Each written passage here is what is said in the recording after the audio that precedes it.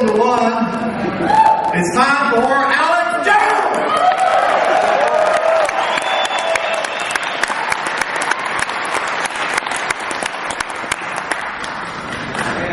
Now look at all these articles and documents and notes I've got. Hell, I got to do a good job with all you great people out here. You know, like I said earlier when I introduced that documentary you showed, I am humbled by meeting you. I'm humbled by talking to you, and I know that it's in people like you who are going to turn this around.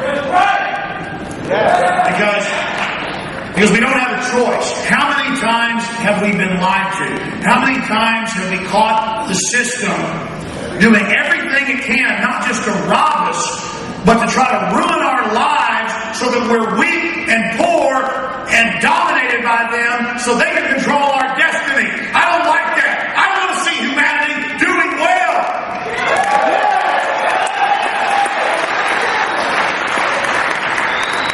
I want to see humanity empowered. You know, my dad's a dentist, and at least once a year for more than 20 years, he's gone to Latin America to be part of these free clinics with these different doctors' organizations to take care of kids.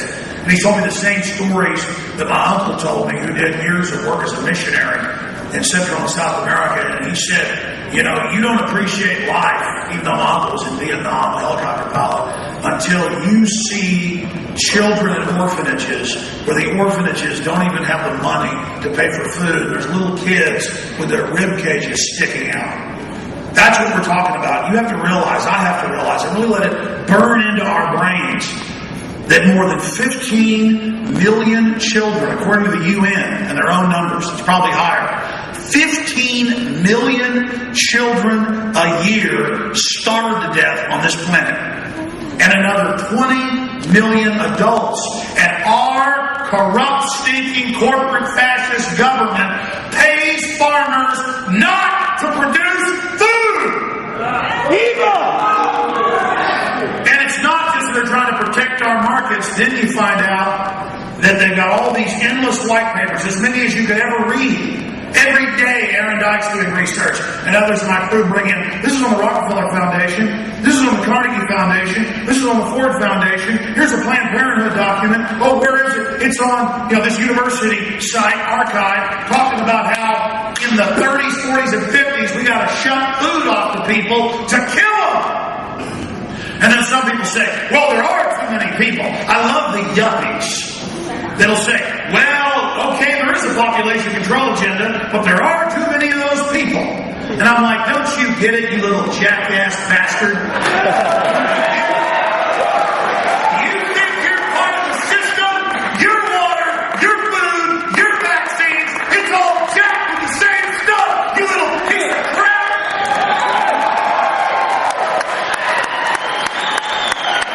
There is nothing more pathetic than some coward who is so cowardly they play like a little dress-up game in their mind, a little make-believe game in their mind, that they're part of the winning team because they go along with all this. That it's like some kind of open joke, like it's some type of game. Disgusting! I've had so-called establishment types. It's always somebody who's worth like $50 million and thinks they're part of the elite when that isn't even middle class to the globalists who'll come up to me and say, well, Alex, maybe 9/11 is an inside job, but it takes things like that to get the people doing what they're supposed to.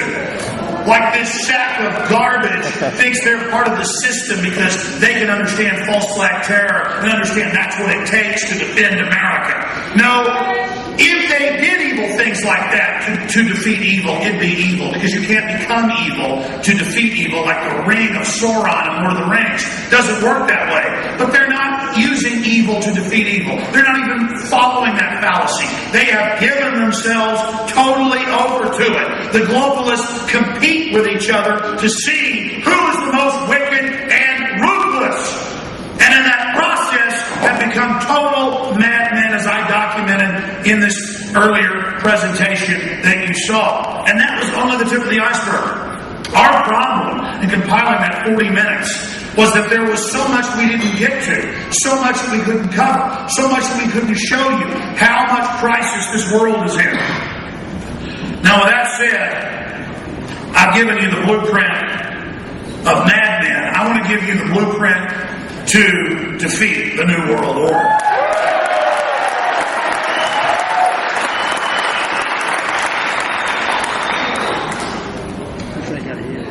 This world's engineers, the controllers of this planet, always seek to teach you that resources are finite. They always seek to teach you that for you to win, somebody else has got to lose. They know full well that's not how this world works. That we have unlimited potential.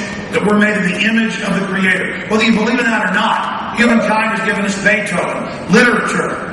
They've given us all of the science, all of the beauty. They've given us people like Whitney Houston's voice. All the things that are in humanity, all the good. And it's by recognizing that good and that potential and by reaching for what's good and empowers us that we have hope for the future. Our ancestors, and God knows they weren't perfect, understood sacrifice and standing up for what's right. And that's the only reason we're here today. Why do you think the United States, such a small area geographically for the land surface of this planet, and only 4.5% of the world's population, 100%, 7 million. The United States is 4.5%. Or 4.9, depending on which actuary you look at. But less than 5% of the world's population. Why did the United States, with less than 5% of the world's population, have more than half the wealth of the world? Freedom! And it doesn't mean that our higher level of freedom was perfect. Doesn't mean that there wasn't injustice. Didn't mean that there weren't problems. But compared to every other place in the world, we didn't have the corrupt elites on top of us trying to shut down human destiny, shut down human ingenuity and creativity because they're threatened by it, because they want a monopoly. Because the United States only had a few glimmers and moments of freedom, we developed the highest test scores. We developed the most scientific developments. We created the media and the literature and the art and the music that has conquered the world. And the globalists, the global scientific engineers saw that. They were aware of that. They knew that. And so they did everything they could to take that over and to take our energies and turn it against humanity. So now America is in a paradox.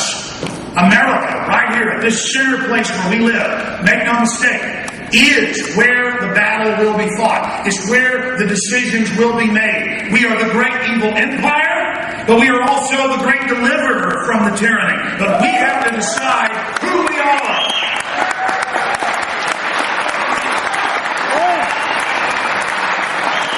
That's why the struggle between good and evil is being decided here. Because we have the birthright of liberty. Because we have the basic freedom. Because we are armed like no other nation on earth. The global capitalist republic.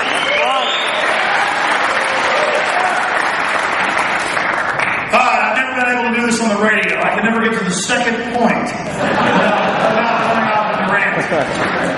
It may be a bad speech, it may be the best ever, but I'm going to attempt, every help, to go through all these points.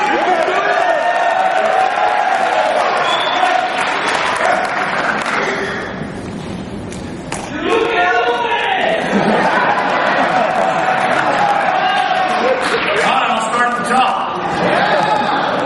Again, I want to thank you all for being here.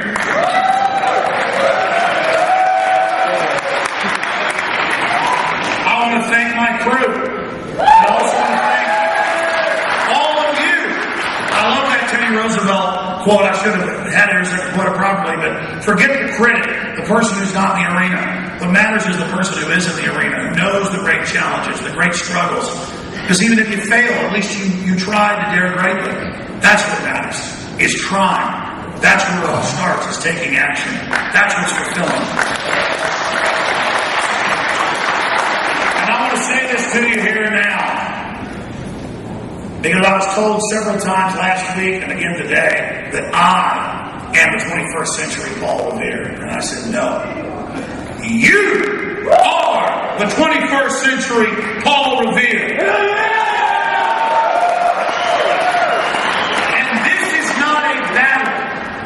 This is not a war against the undefeated British Imperial Redcoats who've never been defeated.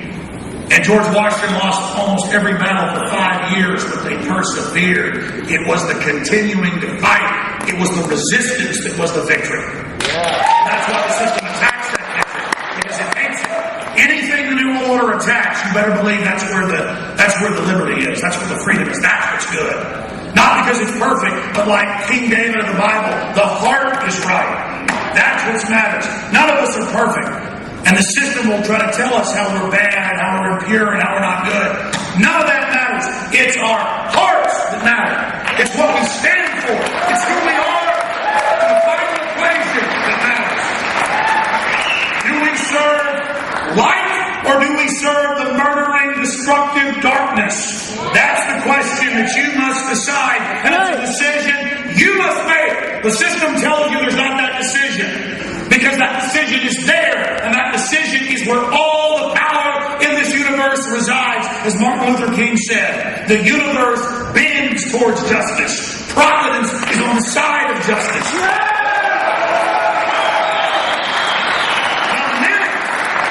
The second you commit yourself to liberty and freedom and justice, even your body be killed, your spirit truly has victory.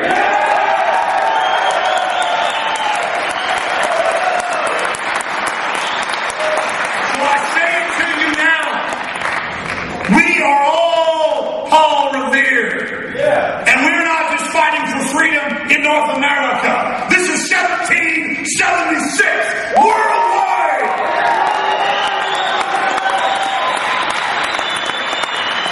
Our republic's wealth and everything it is and all of its challenges has now been teamed up, pulling the globalist system of enslavement and war and death. We are now in bondage to pure evil. Our energies and everything our ancestors built is now slave to this evil. And we must break the chains of slavery. We must break them now. We must declare liberty.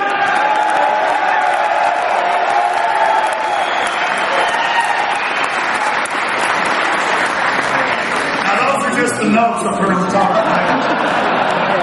I'm sitting there writing key points I want to cover and just thinking, I'm not worthy to bring you this message. But it doesn't matter, because it's a mission we must all carry out. And what matters is that we give 110%. Now, I gave you their blueprint for madness and all the crazy stuff these globalists are doing, trying to play God and trying to get the super weapon so they can threaten everybody and get their world government. And in the process, probably destroying us all if we don't turn this around. But on the first point, I want to tell you, we are winning, and I'll get more into it in this speech, but my God, I remember 17 years ago first getting on radio and TV, and people, probably half the people saying I was crazy. Totally crazy for having documents, having facts.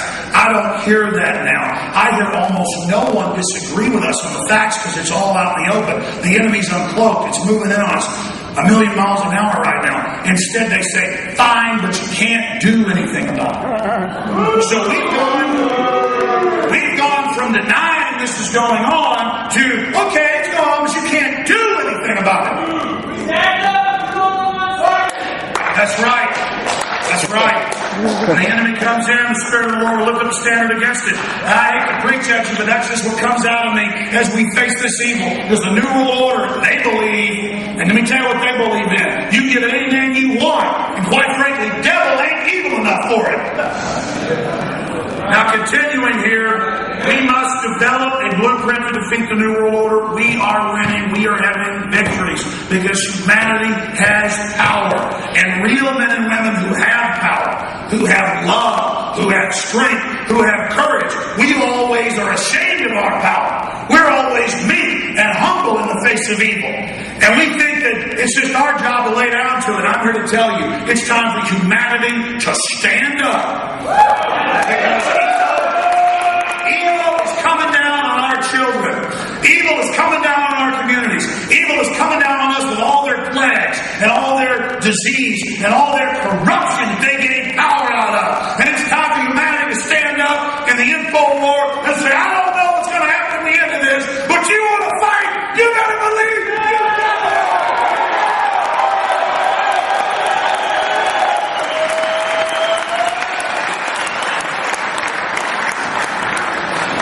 I can't tell you, and I'm going to get this in a moment, how many people tell me, I can't believe you did this, you did that, I'm going to get you. Listen, these enemies are weak. In a minute, you don't care, they kill you, they lose all their power. I don't want to die, I want to live alive. I want to stay with my wife and children, but you kill me. You only get this system against you 10 times the power, and that's why they have to kill me.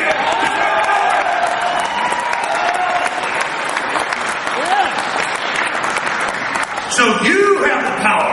Humanity has the power. We have the power. What would make these criminals put poisons in our food and water to try to blind us and fog our vision? Because they're scared of you. The crooks know how humans work. They know the secret of humanity, but they seek to hide it. They seek to block you from ever fully developing. They seek to block you from ever becoming who you really are because they're scared of you. And always remember that. That's the secret. Got another line here. Point number 3 of about 40. Technotronic and technocratic power is built on illusion. It's built on fraud. It's built on lies. And you don't have to listen to what I say or believe what I say. All you got to do is start looking around. Start thinking for yourself. Start investigating things. And you will see it all right there. You do that, you get past your fear, you start reaching out to others. So many people reach out to people. Now, I know this sounds kooky. I know it's bad and crazy, but I think we shouldn't trust the government. A government with over 10,000 plus admitted programs, some programs, tens of thousands apiece, killing foster children, radiating people, shooting people up with syphilis, giving nerve-gassing troops. I mean, it just goes on. Oh my God, I'm sorry, but I think we might not trust these people. I want to kill them. They only had troops over and over again marching to radiation after they dropped A-bombs, hydrogen bombs. They have the troops used to put in uranium, which their own handbook says going to kill them down the road. I'm sorry I'm talking bad about these people. I apologize.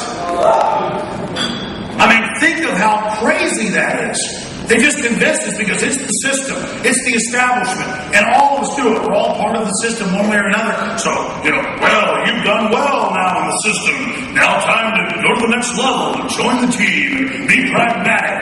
That's the speech you'll get. And it's a load of bull. Because the people above you that are inviting you into their new world order, they're slaves. They've sold out to it. They're blind and they're cowards. You don't want to be part of it. Like Patrick Henry said, hey, forget you are our brethren, our brothers. Go from us in peace. Crouch down and lick the hand that feeds you. Let your chains sit lightly upon you. As for me, give me liberty or give me death.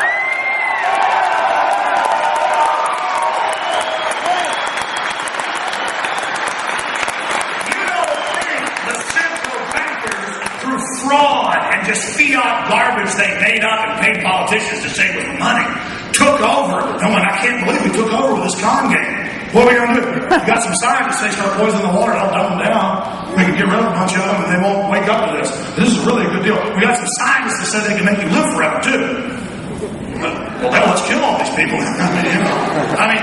Listen, the Romans did it. Every culture went in and wiped out everybody they conquered. This is just being done high-tech, everybody. And they just zombify you. They wipe out your mind. They wipe out your soul. But humanity is so strong. Despite this fog we're walking through, despite everything they've done to us, we're still here. And you know what? It's going to boomerang on. Because once humanity knows it's under attack, and once humanity knows what's going on, nothing on earth is going to stop us. Nothing.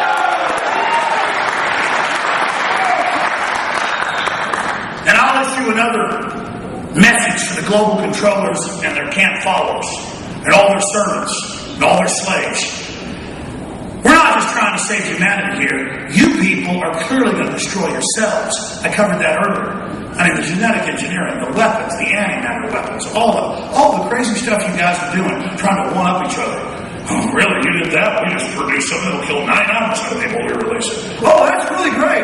Oh, you've got underground bunkers to protect you from that. You're going to be down in the bunkers with a bunch of people like you? You vampires only exist off of us. Can you imagine some crypt a mile under the ground or under some mountain with all these vampires who've killed us if they succeed living with each other? I don't think they'd thought this out.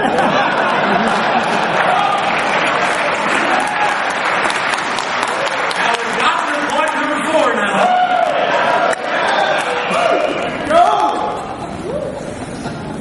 And I already pretty much covered this 3 times, so I was making it 3. What does waking up mean? What does waking up mean? It means you're no longer in a dream. Like George Carlin, he said, yeah, it's the American dream, because you got to go to sleep to believe.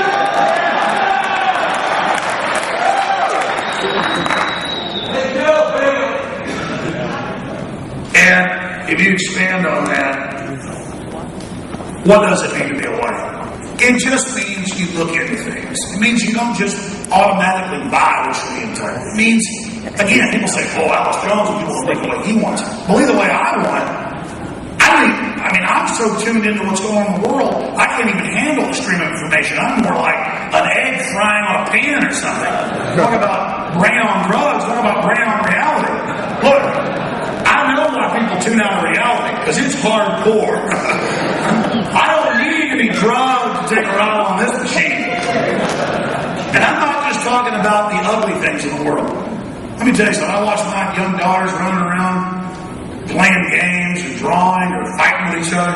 I mean, that's entertainment. These are happy, energetic creatures. My son, these are beautiful creatures, just like every other child I see. That's the spirit of humanity. That's what humans are before the world corrupts them. And that's the thing that makes me the sickest. The way this global system seeks to corrupt our youth and turn them against their parents. And the way Madison Avenue, we're winning. But when we really win is we realize status means nothing. How much money you make means nothing. It means nothing. It means nothing. What matters is your heart and your soul and what you stand for. That's the value. That's eternal.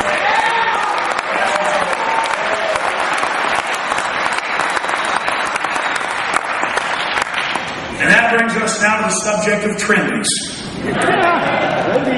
Now, when I say trendies, what am I talking about? Well, that gets into Edward Bernays and psychological warfare and Madison Avenue and advertising. But it goes back thousands of years, really to China, but other cultures did it as well. They would get the Chinese royalty to bound their women's feet where they couldn't even walk. And the priest class would tell them because it was stylish. And you gotta be stylish. You're royalty. You don't walk. We feed you. And they said, well, God, it's trendy. That was the governmental class, the national security class, taking control of the great-grandkids of some Chinese warlord that had taken over the area. They explained, first you wear big fancy outfits and crowns so you impress everybody. But next, you're so royal, you don't walk. And to make sure you don't walk, we're going to bind your feet where you can't walk, so that now the bureaucratic security class we see now taking over TSA is in control. And you can look at it in Babylon, you can look at it in ancient Egypt. Every culture did this. And you go back 500 years ago, it was illegal all over Europe to wear certain colors or wear certain outfits. Only the gentry could wear that. Only the royalty could wear that. Only the elite could wear that. And so people would kill, steal to wear a certain colored cloak. They would kill for that pair of Air Jordans like you've seen in the news. It's the same thing. And that way the system doesn't just make money every year. Got to throw out that wardrobe. It's not cool anymore. Now you've got to get into the mindset and the idea. And so what they took with fashion, which bounding people's feet, or in some cultures, put big boards on people's heads, so like cone heads. I mean, this is what priest class did. And the priest class would always sit back and laugh. Oh, we got the royals who used to run us 100 years ago wearing big boards on their heads. They can't even walk. Because it's stylish. And of course, the average tribespeople, oh my God, you got a bunch of rings around your neck and a big cone head. Let me bow down to you. Or you can't even walk, or you're wearing some big giant Queenie outfit in England, or whatever. This is the type of stuff that they would do over and over again. So many people, they get off on New World Order, global government. I heard the TV laugh at that. I am trendy. I mean, this is a pathetic victim of style. This is a pathetic victim of trendiness. And again, if you want to have purple hair, if you want to have 18 million tattoos or none or a big cowboy hat, I don't care what what you're doing as long as that's what you like, because I don't see what you look like or what you're wearing. I see the content of your deeds. The point is, the globalists know how to sell you through trendiness. That is one of their main systems of control. I mean, I still have reporters call me up, or Nightline show up, or MSNBC, or Rolling Stone, or you name it, and they go, so, you're imagining the world government. And I go, let me take you to the computer and say, I don't know, 1,000 mainstream articles saying world government's been established. And they go, oh no, we don't want to look at those. Literally, Nightline, like ABC Nightly News host, looked at it. He said, no, we don't want to look at those. We just want to ask you about why you think it's real. And I said, like a year ago, and I said, I'm not going to do this interview unless you come and watch this. Yeah. So I showed him Al Gore, the head of the EU, Herman von Rompuy, British Prime Minister at the time, Gordon Brown, George Bush, world government. I showed him what the world government means, corporate fascist state. He looked at me, he said, this happened in my office. He goes, they don't mean the same world government as you. And then I'll have Media Matters call me up. Ring, Media Matters. The editor of Media Matters. I go, you're talking about George Soros? No, we're not. I call the Federal Elections Commission stuff, they're funding it, and different filings for nonprofits. I go, well, it says $1 million here, $1 million there. I mean, it shows he's the head guy. And they go, I mean, here's my biggest frustration. These people operate in a world where they're just used to everyone not knowing the three branches of government, not knowing anything, and then they just say, there's no world government. They go, there's no world government. I read these police training manuals. They come in daily now. And it's like, if they talk about a world government run by banks, I actually see one that says, go ahead and bring them in. And chiefs, don't get mad if your guys bring them in, because they're probably terrorists. I mean, you can watch European C-SPAN, those different feeds. It's all world government, mega banks taking over, but they're telling the cops, if somebody talks about this, go ahead and arrest them. They're probably a terrorist and they will kill you. But see, it's having an opposite effect. As people wake up to the hoax, as the world wakes up to this fraud, it has the opposite effect. Because they're like, well, everybody's saying world government, but you say it doesn't exist. The minute the public loses their trust in the system, it's over. The system has gone so over the top that that's their weakness. And so the question is humanity scum? Is humanity weak? Will we give in to this technological tyranny? Will we be conned by it? Or can we see through this elaborate giant hoax? Because it was Hitler that said, the bigger the lie, the better, the more they'll believe it. And so when something is so giant, so huge, and everyone around you is a bunch of trendies who goes along with whatever's said because they're in the in group, they're yes men. They make being followers of yes men cool. That's what trendiness is. When all the trendies are saying it must be that way, you've got to be the person that says no. But you can't do it in a timid way. You are literally fighting for free humanity and talking to someone who's in a zombie-like state. And so how you deal with them is your prerogative. I agree with Jim Mars that sometimes it's good not to preach but just ask questions. But in my humble view, on average, it's best to hit somebody in the head with a 2x4.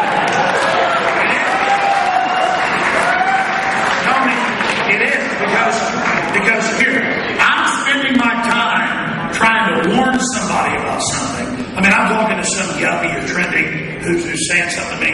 They come up and make a joke when I'm in the grocery store, and I turn around and look at them, and they think their disdain has any effect on me, except for me having pity on them. So I guess it does have an effect. And they're laughing at me. And I just tell them, well, okay, I mean, if you really think things are going good, you really think the government doesn't lie to you, and you really think everything's wonderful, I guess you're right. I guess everything is okay. You've got a lot of power groveling to the system. And I turn away from them with my shopping cart 7 or 20 times. And they sort of go, no, I agree with you, it's a problem. Oh, wait, you just wanted to feel powerful and make me feel like I was shunned for some little petty power trip you're on. I'm way beyond that. I've done done this with the police many times. They're threatening to arrest me, protesting, or whatever. I just go, oh, you really like your kids growing up as tyranny? You really like playing these games with me? Just go ahead and arrest me. Go ahead and beat my head in. Go ahead and shoot me in the back of your patrol car, because you got all the power. But know this, I'm not selling out like you are. So go ahead and do it!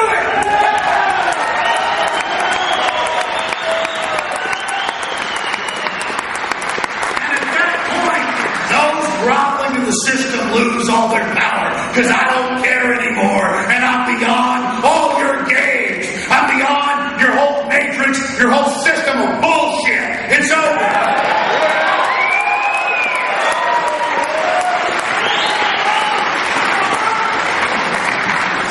I better start hurrying up here, because we have a doctor to pay the money out of this. What time now? I don't want to take my time too much, because you guys got to get home. How long have I been going here?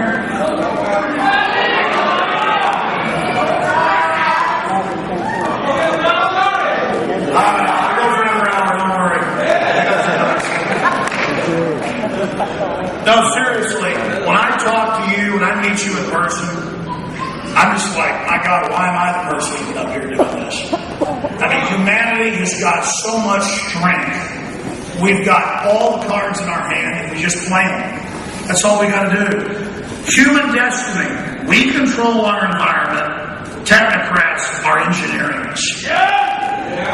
There's no other creature on this planet that can do 1/1000th of what we do. There are no creatures that can even begin to do anything. And let me tell you, I love elephants, I love whales. I love the raccoons that break into my garage and rob the refrigerator. I have to set a camera up to watch them. I have 10 of them made at my dad's house. He took photos of them sitting on the counter sitting there eating apples. But they're not designing rockets. They're not building computers. They're not making beautiful music. And again, just value who you are. So much in defeating the globalists, everything they do is about making you think you're crap, making you think you're worthless, making you think you're petty. So you need to buy into their system when every human being on this world is beautiful and is amazing and is a creature of unlimited potential.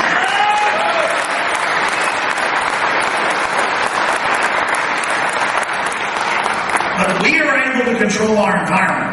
So an inbred group of psychopaths that I'll get to in a moment, they are creating a false environment, like we're at the zoo or something. That's how they see us. Henry Kissinger writes books called The Military Dumb Animals. I mean, they constantly talk about how we're animals, we're scum, we're trash. That's how they always sell their abuse on different groups of people. And now across the board, we're dumb animals. We don't have a soul. They have a soul because they're eliminated, and they deserve to go on, and we deserve to die. No, we're just not twisted freaks like you that would figure out elaborate scams to cheat and hammer and screw everybody. It's you, the cancer, that is the abnormal problem. It's you that needs to be kicked off this planet.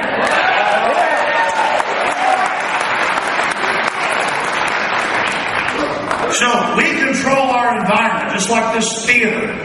This Coliseum, this cathedral we're meeting in, that was built in the 1930s, 80-some years ago. We control the environment. You individually, everything you stand for is incredibly powerful. Don't ever forget how powerful you are.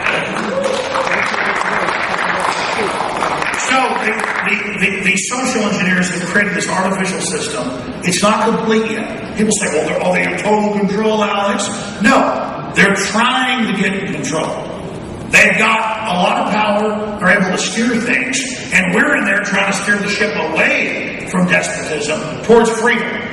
And that's the issue. There's nothing they can do against people power. There's nothing they can do when the individual is enlightened. When the individual is aware, when the individual is involved, when the individual realizes that every little thing they do adds together and that many hands make light work. That is what the global system is afraid of. So they are creating an artificial environment for us all. We should become aware of it. We should realize all electronics, all systems we're given on record. I'm going to be including Dr. Stallman, all the big engineers, are designed to control us. We're paying with the iPhones and all the rest of it for the back doors that they build into it. And I'm not saying, oh my God, don't use an iPhone because they control it or tracking us.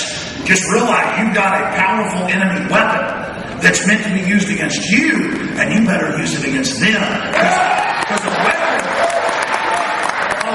can be used by whoever's hands it's in.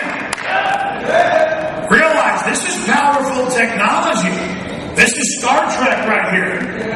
And this wasn't given to us because they want us to buy their $200 phone made by slaves.